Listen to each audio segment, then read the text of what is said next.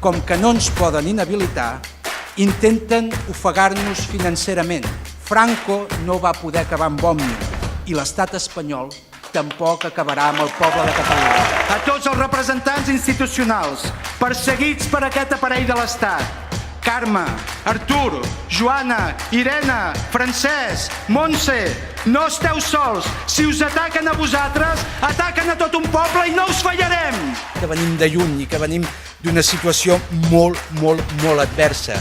Ara ja tenim ciutadans que parlen xinès, que parlen urdu, que parlen àrab, amb una fluïdesa espectacular, que no renuncien a la seva llengua materna i que tampoc no renuncien a ser ciutadans de ple dret d'aquest país. Que estem parlant és d'un èxit col·lectiu, d'una lluita compartida, òbviament, que ens ha de generar orgull i autoestima. Els catalans i les catalanes som gent de bé, som gent de pau, som demòcrates. El que volem fer és lluitar per un futur més digne pels nostres fills. Aquest 2017 volem votar i votarem!